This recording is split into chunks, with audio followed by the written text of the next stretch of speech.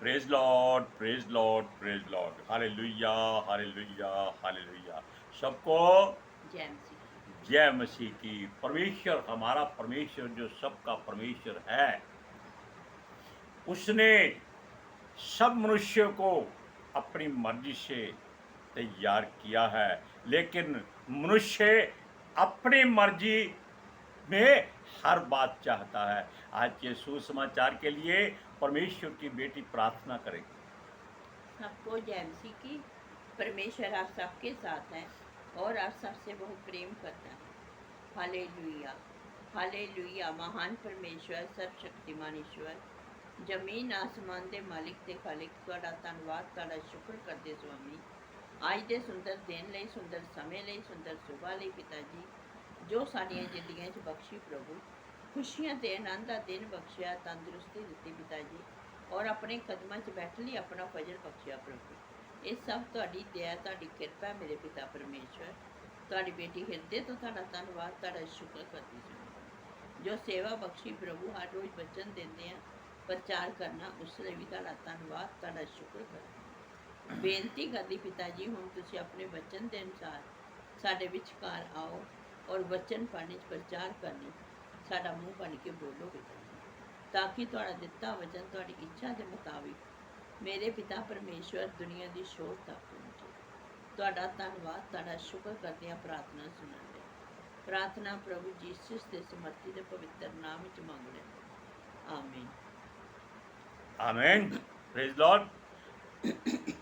हम आपको आज एक ऐसी बात सुनाएंगे कि आपका आत्मा भी इस बात की गवाही देगा कि जो संसार में लोग करते हैं वो परमेश्वर के विरोध में करते हैं।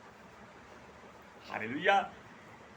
क्योंकि संसार में जो भी मनुष्य मर जाता है, संसार में परमेश्वर की ओर से तो ये वैसे ही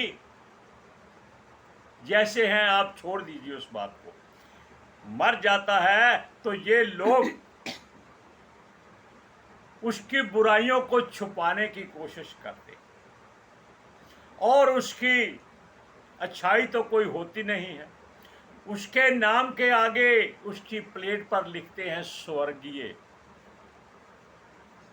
यानी कि जिसका वास अब स्वर्ग में है।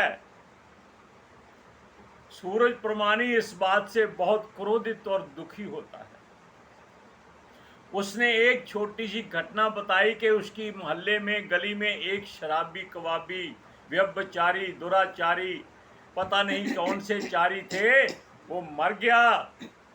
और जब वो उसके घर में गया तो उसकी फोटो के नीचे लिखा था स्वर्गीय श्री स्वर्गलाल जी, कुछ भी नाम रख लीजिए। वो बहुत हैरान हुआ। कहता है प्रभु से उसने पूछा कि प्रभु जी, अगर ऐसे लोग स्वर्ग में जाएंगे तो हम कहाँ रहेंगे? वो कहता है छोड़ इन बातों को, ये जैसे हैं इनको वैसे चलने दे, तू अपनी इच्छा पर चल या मेरी इच्छा पर चल। हालेलुया। अब आप परमेश्वर की इच्छा पर चलना चाहते हैं या मनुष्यों की मर्जी पूरी करना चाहते हैं, ये सोचिए। अब सुनिए, क्योंकि हमने अभी बताया कि संसार का कोई मनुष्य मर जाता है तो लोग उसके नाम के आगे स्वर्गीय लिख देते और ये नहीं जानते, सोचते, पूछते, परखते कि वो मनुष्य जीवन में कैसा था, बल्कि सब जानते होते हुए भी उसको अनसुना, अनदेखा समझते। क्योंकि अगर कोई मनुष्य मर जाए तो कोई उसकी बुराई नहीं करता। अगर बुराई की तो उसके परिवार वाले उसके साथ नाता तोड़ देते हैं। देखो, हमारा एक तो परिवार का सदस्य मर गया, ऊपर से ये लोग बकवास करते, उसकी तारीफ नहीं करते, जबकि खुद उसका परिवार इस बात से दुखी होता है जब तक वो जीवित रहता है। जब वो मर जाता है तो शुक्र करते हैं ये बला टली, ये कुत्ते की मौत मरा, अच्छा हुआ। लेकिन लोगों के सामने वो बड़े आंसू बहा बहाकर, हिटकोरे ले लेकर, हमारा ये आदमी मर गया, ऐसी बातें करते हैं। और कई तो ऐसे कहते हैं, अरे ये ना मरता तो मैं मर जाता। अरे भाई तू कैसे मर जाता? अगर इतनी हिम्मत है तो उसकी जलती चिता में कूद जा, वो बाहर आ जाएगा। इसकी इतनी किसी की हिम्मत नहीं हो सकती। वो पुराने जमाने की बातें गई, जब कोई मनुष्य मरता था तो उसकी विधवा को उसके साथ जीवित जला देते। कोई मरना नहीं चाहता अपनी मर्जी से, क्योंकि ये काया जो परमेश्वर ने दी है, ये उसका मंदिर है। आप इसको अपनी मर्जी से गिरा नहीं सकते, तोड़ नहीं सकते, गंदा कर सकते हैं, ये आप जानते हैं। किस बात से? आंखों के व्यभिचार से, कानों की बुराई से, जुबान की गंदगी से, दिमाग की सोच से और हाथों पैरों के रोजमर्रा के कामों से आप इसको गंदा कर सकते हैं। लेकिन परमेश्वर अगर चाहे तो आपको वो स्वर्गीय बना सकता है, अगर आप उसकी इच्छा पर चलने की कोशिश करें। हालेलुया। अब ये बात जो है, हम एक बात और बताते हैं कि वचन में लिखा है कि धन्य है वो जिसके पाप परमेश्वर अपनी पीठ के पीछे फेंक देता है। हालेलुया। ये बात हमने बताई भी थी। और पीछे तो मनुष्य चलता है और सारे पाप फिर उसके ऊपर आ जाते हैं, ऐसा नहीं होता।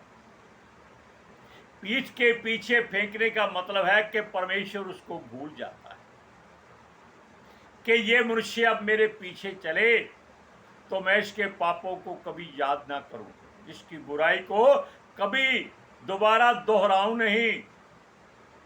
लेकिन आप जानते हैं कि मनुष्य ढीठ है, ये लूत की पत्नी की तरह पीछे मुड़कर जरूर देखता है कि जो कुछ परमेश्वर ने उसका कीमती सामान फेंका है वो कितनी दूर रह गया होगा, ताकि वो दौड़ के उसको उठा ले। लूत की पत्नी को स्वर्गदूत ने कहा था कि पीछे मत देखना, लेकिन उसने उसका हुक्म नहीं माना और वो नमक का खंबा बनकर आज तक वहीं खड़ी है। कुछ फायदा हुआ? इसलिए अगर आप परमेश्वर के पीछे चलते हैं तो अपने पीछे मत देखिए कि क्या है, क्योंकि आपके पीछे पीछे दुष्ट आत्माएं और शैतान चलते हैं। अब आप देखिए, ये स्वर्गीय लोग आकाश में जाते हैं। हालेलुया। और ये मरने के बाद में इनकी रूहें नरक में जाती हैं। कौन जानता है? कोई नहीं जानता, केवल परमेश्वर जानता है। और ये लोग जो सारा जीवन पाप गुनाह करते हैं, लोगों से ब्याज लेते हैं, उनको गुनाहों के दलदल में धकेलते हैं, बुराइयां करते हैं, फिर भी ये स्वर्गीय कहलाते हैं, इनके बुत बन जाते हैं। यानी कि संसार की बातें संसार में ही ये लोग करते रहते हैं, क्योंकि परमेश्वर कहता है कि उसकी महिमा करो, मनुष्य की महिमा मत करो, उस पर विश्वास मत करो, भरोसा मत करो। हालेलुया।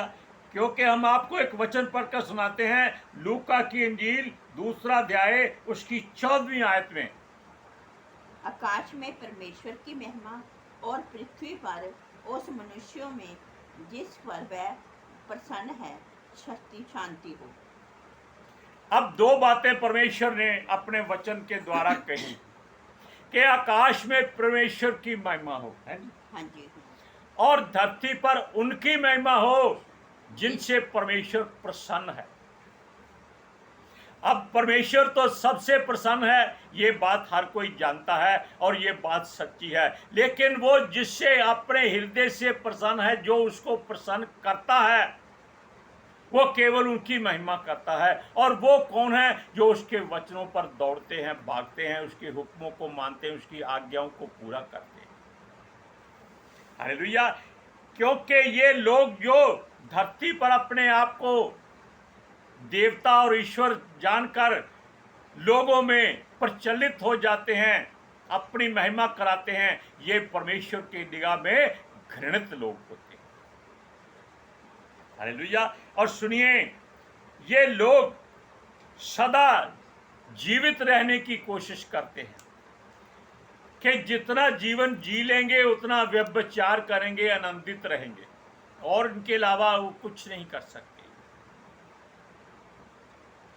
ये धन दौलत इसलिए इकट्ठी करते हैं ताकि इनकी आने वाली पुश्तें किसी की कर्जदार ना रहें, जबकि ये सारा उम्र पहले खुद कर्जदार रहता है और पैसा धन दौलत जोड़ता रहता है, कोठियां करते इकट्ठियां करते रहता है। हमारे यहाँ एक मनुष्य है जिसके पास 13 कोठियां हैं। 13 की 13 कोठियों में लॉक लगे हैं और हर कोठी की कीमत कम से कम 2 करोड़ रुपए है। वो रहता कहाँ है? एक ऐसे कमरे में जहां केवल उसकी एक कुर्सी, मेज, एक बेड है, रोटी पानी उसको धार्मिक स्थानों से मिलता। अब आप बताइए कि ऐसा मनुष्य क्या स्वर्गीय हो सकता है? ये अंदर ही घर के पड़े रहेंगे, अंदर ही मर जाएंगे, इनको अंदर ही कीड़े खा जाएंगे। और जब लोगों को मालूम हो जाएगा कि ये तो 13 कोठियों का मालिक है, वो लोग इसकी नेम प्लेट के आगे स्वर्गीय लिख देंगे कि ये बहुत धनी व्यक्ति था, बहुत उपकारी था, परोपकारी था। आज भी ऐसा ही होता है, कोई अमीर मर जाए, इसने गरीबों के लिए बहुत कुछ किया, जबकि उसने कभी गरीब की शक्ल तक नहीं देखी होती। हालेलुया। अब इन वचनों को जो आपने पढ़ा है कि सबको स्वर्ग में ये लोग भेजते हैं और परमेश्वर इनको ठोकर मार के नरक में फेंक देता। लेकिन खास बात वचन क्या कहता है वो भी जान लो कि इन मरने वाले स्वर्गीय विचित्र धारा वाले लोगों को, जो आप नहीं जानते इनकी असलियत क्या है, ये मसीह लोगों के कायदे और फायदे की बातें बताते हैं। आज हम इसलिए ऐसी बातें करते हैं क्योंकि ऐसी बातें हम अपनी मर्जी से नहीं, उसकी इच्छा से करते हैं कि ये लोगों को बातें बताई जाएं कि मरने के बाद हर कोई स्वर्ग में नहीं, ज्यादा नरक में जाते हैं। स्वर्ग में केवल वो ही जाएगा जिसको परमेश्वर अपना कहेगा। अभी आपने वचन सुना कि वो लोग धरती पर, क्या द्वारा वचन पढ़ो, लूका 2:14।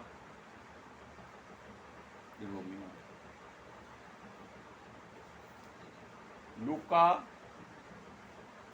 कोई गल नहीं,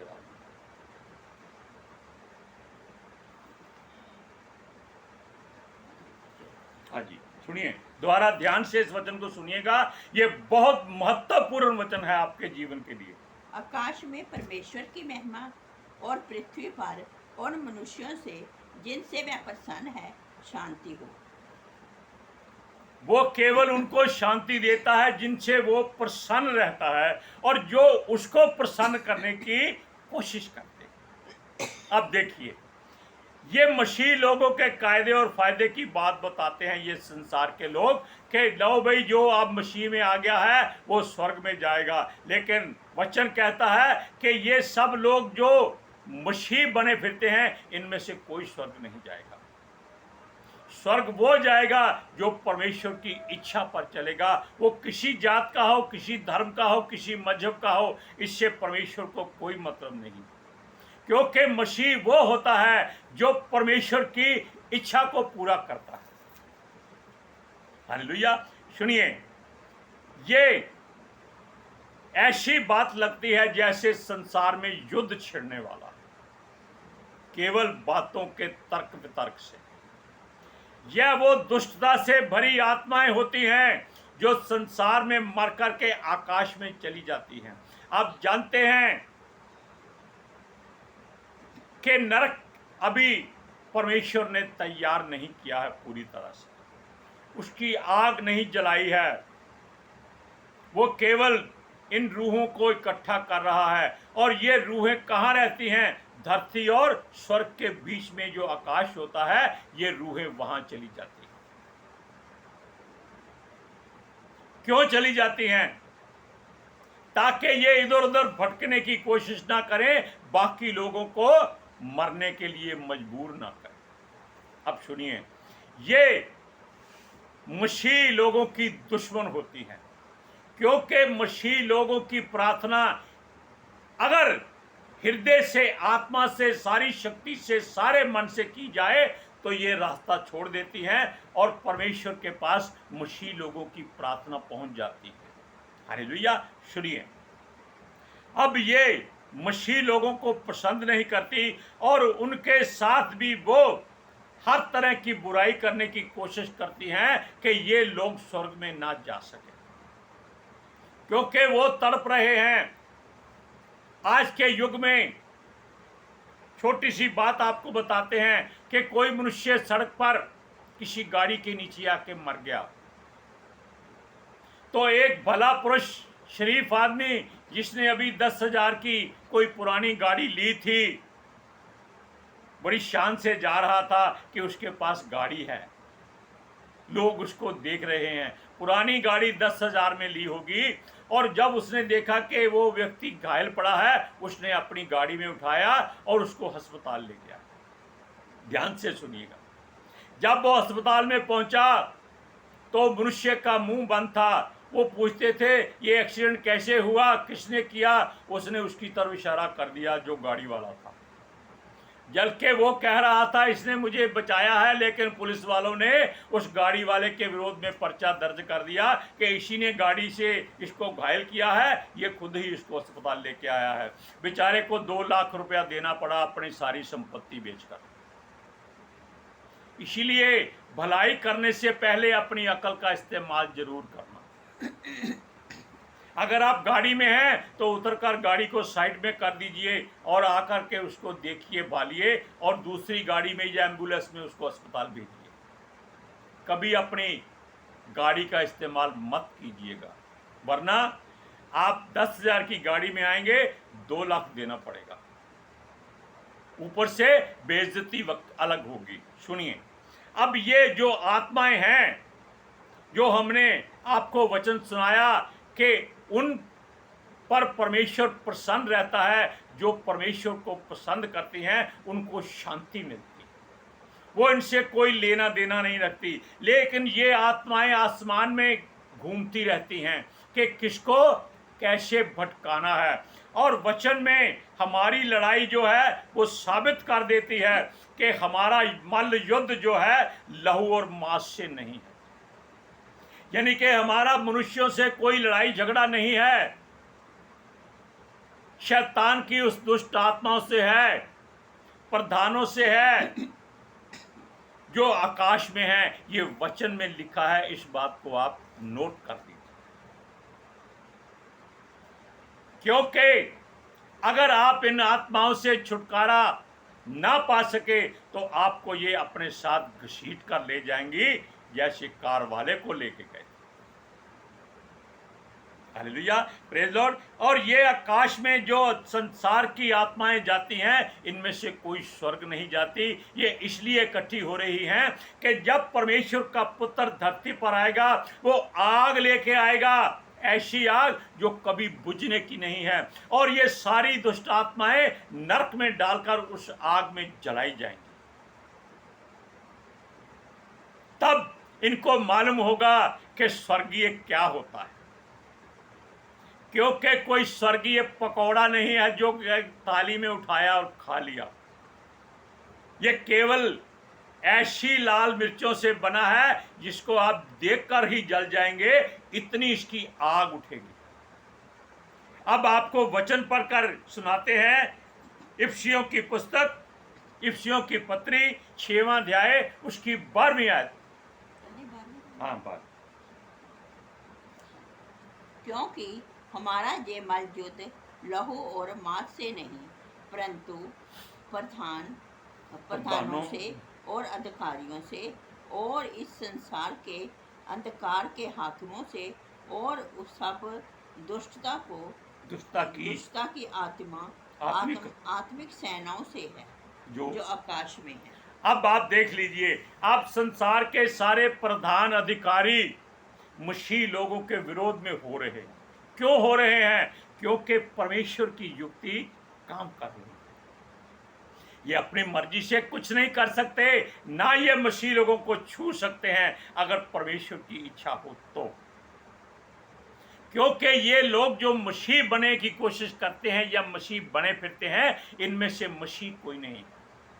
ये सब संसारिक पुरुष हैं, केवल दूसरों को मार्ग दिखाते हैं और खुद उसी पिछवाड़े की ओर जाते हैं कि इनकी धन संपत्ति पीछे कितनी रह गई। ये लूत की पत्नी को याद नहीं करते। हालेलुया। क्यों? क्योंकि इनमें केवल दरिद्रता है। दरिद्रता का मतलब होता है जो केवल गंदगी में रहने वाले लोग होते हैं। दीन और दरिद्र और होता है, लेकिन दरिद्रता में रहने वाला मनुष्य और होता है। हालेलुया। ये सारे भिखारी ये दरिद्रता में रहते हैं। इनके पास धन दौलत की कमी नहीं होती, लेकिन इनकी नीयत उनको खर्चने की नहीं होती। अगर आपके हृदय में परमेश्वर का वचन भरा हुआ है तो उसको खर्चो। वो दिन दुगनी रात चौगुनी तरक्की करके आपके बीच में बढ़ता जाएगा और आपके ऊपर वो परमेश्वर का वचन पूरा होगा कि आकाश में परमेश्वर की महिमा हो और उन पर शांति हो जिनसे परमेश्वर प्रसन्न है। और परमेश्वर उनसे प्रसन्न है जो उसके वचनों को इनसे दुष्ट आत्माओं से दूर करके लोगों के हृदय में भरते और उसका कुछ मोल नहीं मांगते। मोल कौन देता है? हमारा परमेश्वर देता है। अब आप जान लीजिए कि इनमें से संसार का कोई मनुष्य स्वर्गीय नहीं है जिसको परमेश्वर ना चाहे। उसके पास शांति नहीं है। क्यों? हमारा मल युद्ध लहू और मांस से नहीं है। Hallelujah, praise Lord. अब आप जांच लीजिए, परख लीजिए कि आपको क्या करना है। आपको इनके संग अपने नाम के आगे स्वर्गीय लिखना है या स्वर्ग में रहना है, ये फैसला आपको करना है। आज के सुसमाचार के लिए परमेश्वर की बेटी प्रार्थना करेगी। Hallelujah. Thank you Jesus, thank you Lord, thank you पवित्र आत्मा जी। ਤੁਹਾਡਾ ਧੰਨਵਾਦ, ਤੁਹਾਡਾ ਸ਼ੁਕਰ ਕਰਦੇ स्वामी। ਸਾਡੇ ਵਿਚਕਾਰ ਆਉਣ ਲਈ, ਵਚਨ ਪੜ੍ਹਨ, ਪ੍ਰਚਾਰ ਕਰਨ ਲਈ, ਸਾਡਾ ਮੂੰਹ ਬਣ ਕੇ ਬੋਲਣ ਲਈ ਪਿਤਾ ਜੀ। ਤੁਹਾਡੀ ਬੇਟੀ ਹਿਰਦੇ ਤੋਂ ਤੁਹਾਡਾ ਧੰਨਵਾਦ, ਤੁਹਾਡਾ ਸ਼ੁਕਰ ਕਰਦੇ स्वामी। सचमुच खुदा ਤੁਹਾਡਾ ਦਿੱਤਾ ਵਚਨ ਤੁਹਾਡੀ ਇੱਛਾ ਦੇ ਮੁਤਾबिक ਮੇਰੇ ਪਿਤਾ ਪਰਮੇਸ਼ਵਰ ਦੁਨੀਆ ਦੀ ਸ਼ੋਰ ਕਰਦਾ ਹੈ। ਲੋਕ ਸੁਣਨ ਔਰ ਸੱਚਾਈ ਨੂੰ ਜਾਣਨ ਔਰ ਸੱਚਾਈ ਉਹਨਾਂ ਨੂੰ ਆਜ਼ਾਦ ਕਰੇ। ਮੈਂ ਤੁਹਾਡਾ ਧੰਨਵਾਦ, ਤੁਹਾਡਾ ਸ਼ੁਕਰ ਕਰਦੀ ਹਾਂ स्वामी। और ਤੁਹਾਡੇ ਬੱਚੇ हमेशा ਤੁਹਾਡੀ शांति और ਤੁਹਾਡੇ अनुग्रह ਵਿੱਚ बने रहें। आमीन। आमीन। Praise Lord. हम यही दुआ करते हैं हर एक के लिए कि कोई मनुष्य धरती पर रहकर स्वर्गीय बनने की कोशिश ना करे। केवल परमेश्वर जिसको स्वर्ग में ले जाए उसकी इच्छा करे। Praise Lord. हालेलुया। सबको जय मसीह। जय मसीह की।